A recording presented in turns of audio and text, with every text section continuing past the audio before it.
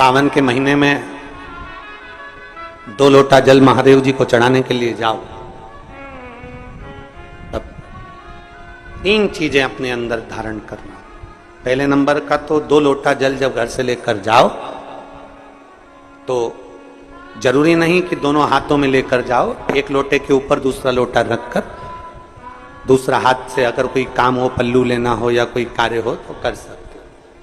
नहीं तो तुम 2 लोटा हाथ में रख लो और पल्लू डाल देना सिर पे, जरा सिर पे पल्लू। अब वो तुम्हारा लोटा हाथ में, बेचारा वो भेरू पल्लू रख। ठीक है, थोड़ा और खींचो ये बाजू का, तो पल्लू वो भेरू ने और खींचा है। ठीक है, ये पल्लू हमारा मुंडा में दे दो। अब ठीक है,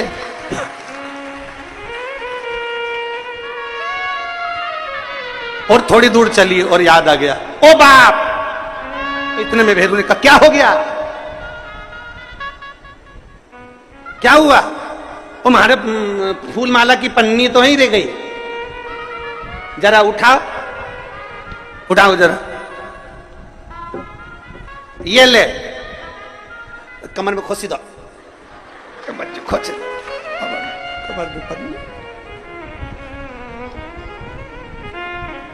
और कैलाश पर्वत पे जाके रहूंगी, भोले को अपना।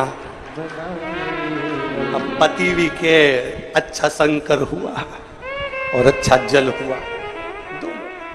निवेदन है, अगर 2 लोटा हाथ में ना तो एक के ऊपर एक लोटा रखकर भगवान की भक्ति धारण करते हुए 3 चीजों में एक चीज जल 2 लोटा, दूसरा श्री शिवाय नमस्तुभ्यम का जाप पूरे सावन के महीने में से कम 5 दिन ऐसे निकालना कि बेलपत्री के पेड़ की छांव में बैठकर हम श्री शिवाय नमस्तुभ्यम की कम से कम 1 माला जरूर कर लें, जरूर।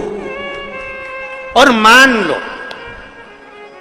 लो अगर बेलपत्री का पेड़ नहीं मिले, तुम्हारे आसपास में नहीं मिले, तो फिर एक काम करना, शंकर जी के मंदिर की बेलपत्र मिली जाए, उसको सिर पे, हमारे यहाँ कहते हैं आंवले के वृक्ष का, जब आंवला नोमी आती है ना, तो आंवला नोमी आती है और आंवले के पेड़ के नीचे जाकर भोजन नहीं कर सकते, आंवले के वृक्ष के नीचे नहीं जा सकते, तो आंवले के वृक्ष की पत्ती को सिर पे रख के भोजन कर लो, तो कहते हैं कि हजारों अश्वमेध यज्ञ के पुण्य के बराबर, भंडारे के बराबर भोजन प्राप्त हो जाता है। आंवले के वृक्ष की पत्ती, तो वो बेलपत्र भी मस्तक पर बाबा को प्रणाम कर कर फिर वही बेलपत्र का आनंद करते हुए भाव से उस बेलपत्र को मात्र शीश से लगा ही लिया ना, मस्तक पर चढ़ाई लिया ना, तो भी भगवान की अविरल भक्ति प्राप्त हो सकती, अविरल।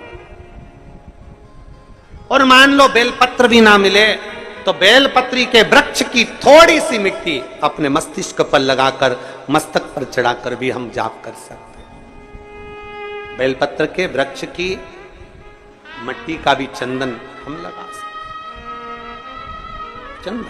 जैसे जिसकी पत्रिका में मंगल होता है, जिसकी राशि के अंतर्गत मंगल होता है और उसका विवाह नहीं हो रहा, या मंगल होने के कारण उसको तकलीफ आ रही है, या विवाह हो भी गया तो संबंध टूटने जैसा हो गया, कहीं कहीं अदालत में कार्रवाई चलने लगी, कहीं कहीं विवाद जैसी स्पर्धा उत्पन्न हो गई, कहीं कहीं विवाद सामने आ गया, तो उसको कुछ नहीं करना चाहिए। अगर बाजार जाए, अगर मूंगा किसी की अंगूठी में लगा हुआ हो, या मूंगा कहीं उसके घर में पड़ा हो, या मूंगे की माला पड़ी हुई हो, उस मूंगे का पानी, मूंगे को पानी में डाल दो और उसका पानी शंकर भगवान को मात्र 31 दिन तक लगातार चलाना प्रारंभ कर दे, अदालत में केस बंद हो जाएगा और पति पत्नी वापस एक जैसे हो जाएंगे, वापस जुड़ जाएंगे। और अगर विवाह नहीं हो रहा है तो मंगल राशि वाले का अगर विवाह भी नहीं हो रहा है तो मंगल विवाह आनंद के साथ पूर्ण होगा।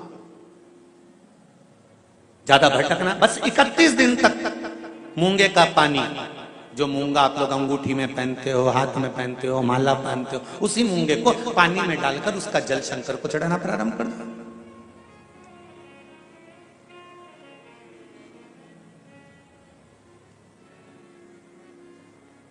मूंगे के शिवलिंग का निर्माण किस देवता ने करा था? लिंग पुराण में आता है, शिव महापुराण में भी है।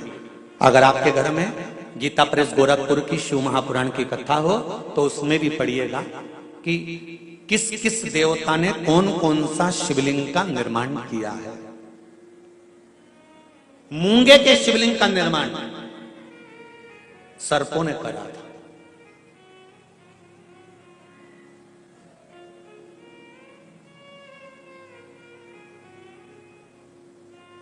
जब शिवलिंग का निर्माण हुआ, पूजन हुई, शिवजी ने आकर आशीर्वाद प्रदान करा, तब सर्पों ने केवल एक बात मांगी थी कि हमारी इन सर्प कन्याओं, ये सांप की बेटियां हैं, सर्प की बेटियां हैं, सर्प के पुत्र हैं, इनका विवाह कैसे होगा? कौन होगा जो इनसे विवाह करे? इन सर्प कन्याओं का, इन सर्प वरों का विवाह होगा कैसे? शंकर भगवान ने कहा तुम चिंता मत करो, तुमने मूंगे का शिवलिंग का निर्माण कर कर मेरी पूजन करी है, जब जब एक लोटा जल समर्पित होगा और जो हृदय से मुझे चढ़ाएगा, उस कन्या के विवाह का, उस वर के विवाह का भार मेरे माथे पर आ जाएगा और मंगल विवाह मैं करूंगा। ये शिव वचन है।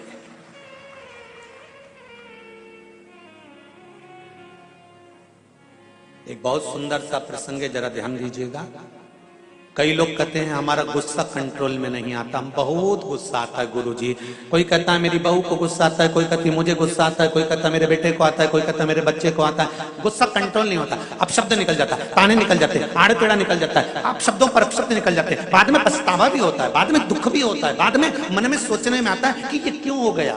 तो कुछ दिन मूंगे का पानी, अगर मूंगा नहीं हो तो केवल जल का पात्र, उसमें केवल एक हरी मूंग डालकर शिव जी को वो जल चढ़ाना प्रारंभ कर दो।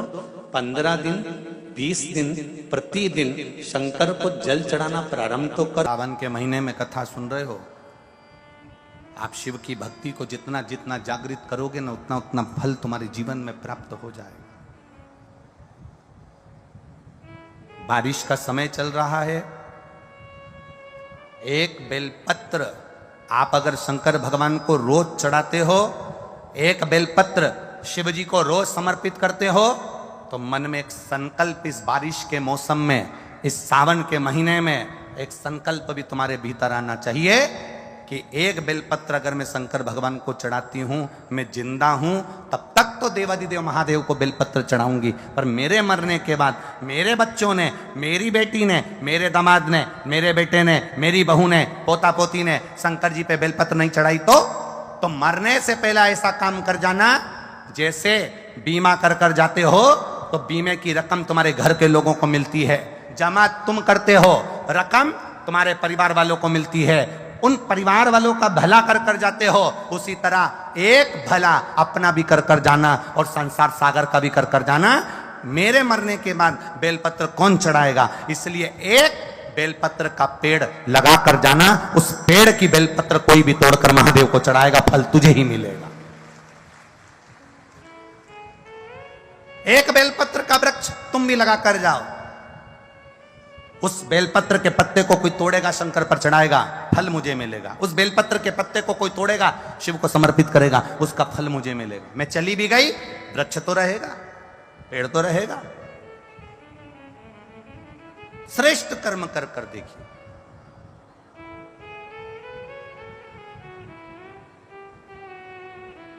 और जब श्रेष्ठ कर्म हम करेंगे तो उसका सुख हमको मिलेगा, निश्चित प्राप्त होगा।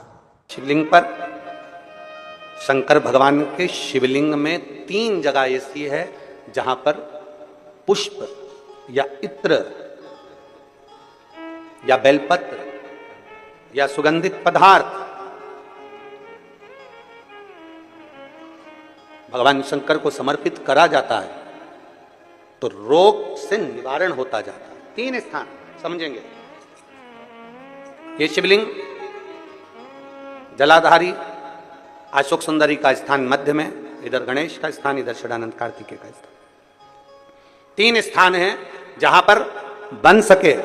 अगर आपको लगता है कि मैं जांच कराने के लिए डॉक्टर के पास जा रही हूं, डॉक्टर ने बोला है कि कोई बड़ी बीमारी तुमको लगती है, तो जांच कराने जाओ, डॉक्टर बोले जांच कराओ, जितनी रिपोर्ट होना आना चाहती आए, पर उससे पहले अगर 3 जगह पर इत्र समर्पित कर दिया जाए, इत्र हो या सुगंधित कोई पुष्प हो, इत्र या सुगंधित पुष्प, 3 स्थान पर अगर इत्र समर्पित किया जाए तो वो स्थान और इत्र समर्पित कर आप जाओ, फिर जांच कराओ, मना नहीं, पर वो 3 स्थान बताएगा। पहला स्थान अशोक सुंदरी और भगवान शंकर का जो शिवलिंग रखा है उसके बीच में जो अशोक सुंदरी और शंकर भगवान के शिवलिंग के बीच में एक जगह खाली पड़ी रहती है। अशोक सुंदरी का स्थान पूर्ण होगा, शिवलिंग होगा, उसके बीच में एक स्थान खाली होता है। उस स्थान पर अगर जिस समय पर भगवान शंकर के जिस अशोक सुंदरी और शिवलिंग के बीच में जो स्थान है वहां पर अगर इत्र लगाया जाए, दूसरे नंबर पर शिवलिंग के ऊपर से लेकर नीचे के मध्य भाग में, जहां मध्य भाग है ये शिवलिंग, ये नीचे का भाग, और मध्य भाग में अगर इत्र लगाया जाए, और तीसरा भगवान शंकर का जो जल नीचे की ओर गिरता है, जहां जो पट्टी रहती है पानी नीचे आने की, उस पट्टी पर अगर इत्र लगाया जाए, ये 3 स्थान इत्र लगाने के होते हैं। अगर वहां लगाया जाए तो कैसा भी रोग हो आपकी जांच अच्छी ही आएगी, बेकार नहीं आ सकती। आप कितने ही करा लें उसको। एक शंकर भगवान के शिवलिंग का 3 जगह पर इत्र या 3 जगह पर सुगंधित पुष्प लगाया जाए। अब जब आप लोग अभिषेक करने बैठते हैं या पूजन करने बैठते हैं या शंकर जी के मंदिर जाते होंगे, कौन कौन जाता है शिवालय? सभी लोग जाते हो? बोलो हर हर महादेव। शिवालय जाते हो तो शिवालय में जाकर जब आप इत्र चढ़ाते हो भगवान पर, यहाँ इत्र लगाया आपने, फिर यहाँ पर भी लगा देते हो, यहाँ पर भी लगा देते हो, यहाँ पर भी लगा देते हो, सब दूर इत्र लगा देते हो। जो समझदार होता है ना वो सभी दूर इत्र लगा देता है। और कई कई ऐसे रहते हैं जरा सा इत्र लिया और रुई में लेके एक जगह पर रख दिया, फूल में लेके एक जगह पर रख दिया, और पूर्ण जगह पर इत्र लगा दो, बाबा के पूर्ण स्वरूप पर इत्र लगा दो। आपको नहीं मालूम अनायास, आपको नहीं मालूम कि 3 जगह कौन सी है, तो आप पूर्ण स्वरूप पर इत्र लगा दीजिए, पूर्ण स्वरूप पर। वेद मंत्र में त्र्यंबकेश्वर का बाबा का मंत्र,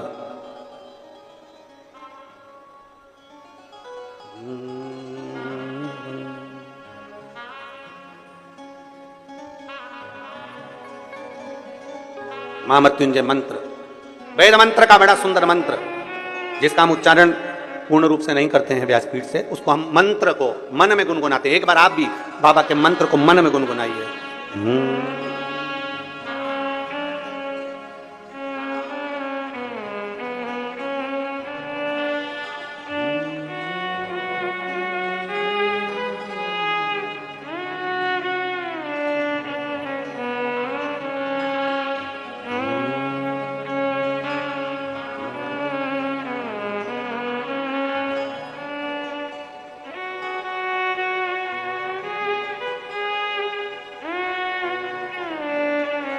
भगवान शिव का त्र्यंबक मंत्र का स्मरण करें, और नहीं कर सकते तो पंचाक्षर करें नमः शिवाय, नहीं कर सकते षडाक्षर करें ओम नमः शिवाय, नहीं कर सकते तो श्री शिवाय नमस्तुभ्यम का स्मरण करें। आपको नहीं क्या 3 जगह का वर्णन,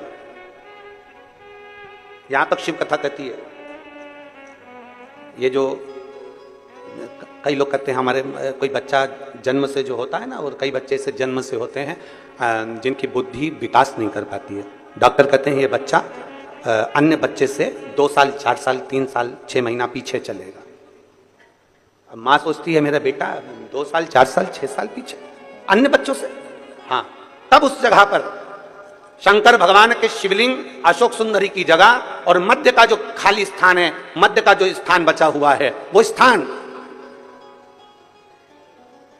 कई बार लोग कहते हैं गुरुजी ये पार्वती जी है, ये शिवलिंग है, ऊपर जो जलाधारी में से जल बह रहा है, शंकर जी की 5 लड़कियां हैं, जया विषहरा शामली बारी दौतली देव, यह अशोक सुंदरी, ये गणेश कार्तिकेय का स्थान। जो बीच में अशोक सुंदरी और शिवलिंग के बीच में जगह है वो स्थान किसका है? शिव पुराण में इसका लिंग पुराण के अंतर वर्णन आता है कि वो स्थान भगवान शंकर की जो जितनी सती, उमा, कात्यायनी, कुष्मांडा, स्कंदा, जितनी महागौरी, जितनी माताएं पूर्व में रही हैं, इन माताओं का स्थान शंकर ने यहाँ रखा है। और वो स्थान ऐसी जगह है, अगर कोई बच्चा कितना भी पीछे है, डॉक्टर कह दिया इसको कि ये अन्य बच्चों से 2 साल पीछे, अन्य बच्चों से 4 साल, इसका विवेक काम नहीं कर रहा। एक छोटी सी बेलपत्र, एक छोटी सी बेलपत्र, छोटी सी बेलपत्र, छोटी, और उस छोटी सी बेलपत्र को उस स्थान पर अशोक सुंदरी की ओर डंडी कर उस स्थान पर छोटी सी बेलपत्र को रखिए, और 3 बार उसी स्थान पर जल समर्पित कर वही बेलपत्र बेटे को लाकर बच्चे को, वो खाए ना तो पीस कर कैसे भी उस बच्चे को धीरे धीरे देना चालू करिए। आप खुद अंतर देखेंगे कि 3 महीने 4 महीने में उसका विभाग, उसके विवेक में, उसकी बुद्धि में अंतर आया कि नहीं। उसका एक स्वरूप, उसको जाना, उसको पहचानना सरल नहीं है। जो हनुमान को जान गया, जो शिव को जान गया, उसकी जिंदगी सार्थक हो गई। जैसे आप एक बेलपत्र, जैसे आप एक बेलपत्र कि ये दो जो पत्तियां होती हैं, जरा ध्यान देंगे, ये दो जो पत्ती नीचे की रहती है बेलपत्र, आगे का भाग एक बेलपत्र और नीचे की जो ये दो पत्तियां होती हैं, इन दो पत्तियों के ऊपर एक एक शमी पत्र, ये दो जो पत्तियां हैं इन पत्तियों के ऊपर एक एक शमी पत्र और लाल चंदन ये रखकर कितना भी रोगीला व्यक्ति हो, रोग से ग्रसित व्यक्ति हो, जिंदगी में कितना ही दुख पड़ रहा हो, बेलपत्र की ये दोनों पत्ती जिसके ऊपर शमी पत्र रखकर लाल चंदन रखकर श्री हनुमान जी महाराज और हनुमान जी महाराज के तीसरे नंबर के भाई श्री गतिमान जी, हनुमान जी कितने भाई हैं? 6। उसमें हनुमान, रतिमान, वृत्तिमान, मतिमान, गतिमान, तो जो नीचे के क्रम में आते हैं श्री गतिमान जी, उन गतिमान जी हनुमान जी का नाम लेकर जो शिवलिंग के ऊपर समर्पित कर देता है, रोग का निवारण होता ही है, रोग मुक्ति होती है। भोजन करते समय थाली में बाल आ जाए, भोजन करते समय एकदम खाते खाते गले में मिर्ची लग गई, हिचकी चलने लगे, भोजन करते समय एकदम ठसका लग गया, अटक गया भोजन, पानी अटक गया। रोज प्रतिदिन भोजन में थाली में बाल आ रहा है, प्रतिदिन ठसका लग रहा है, प्रतिदिन अगर तुम्हारे हिचकी आ रही है भोजन करते समय, प्रतिदिन आपके साथ में ये कर्म हो रहा है, तो समझ लेना कि तुम भोजन करते हो उस समय पर आपके घर का कोई पूर्वज कोई भूखा या प्यासा जरूर रह गया है, जिसके कारणवश वो हमको भोजन के समय पर बहू को या बेटे को याद करता है। तो फिर करना क्या है, फिर क्या कर सकते? हिचकी आ रही है, भले मिर्ची खा ली, मिर्ची ना खा तो भी हिचकी आ गई, ठसका लग गया भोजन करते समय, और रोज लग रहा है, हर 2 दिन में, हर 3 दिन में ठसका आ जाता है, भोजन करते समय हर 3 दिन में थाली में बाल आ जाता है, भोजन करते समय हर 2-3 दिन में थाली में बाल पड़ा हो जाता है, हर भोजन करते समय हमारे को कुछ ना कुछ हिचकी चलने लगती है। हर 2-3 दिन में अगर ये क्रम हो रहा है तो समझ लो हमारा कोई पूर्वज, हमारा कोई पित्र, हमारे घर का कोई पूर्वज जो है कि नहीं है, वो हमारे को कहीं ना कहीं से भूखा है और भोजन का भाग मांग रहा है। फिर एक प्रयास करके देखो, फिर एक प्रैक्टिकल करके देखो, फिर एक प्रयास करें। चावल की छोटी सी एक कटोरी, उस कटोरी में धान भर लीजिए चावल, उसमें एक लौंग और एक बेलपत्र, बस ये रख लीजिए। जो हंडा होता है, घर में पानी का मटका होता है, पितरों का जो स्थान होता है जहां पानी पीते हैं अपन, मटका, हंडा, टंकी, बाल्टी, जो भी हो, आजकल तो लोग आरओ लगा लिए हैं तो नीचे भी तो मटका रखते होगे, हंडा रखते होगे, टंकी रखते होगे, उसी के पास में वो कटोरी रख दीजिए।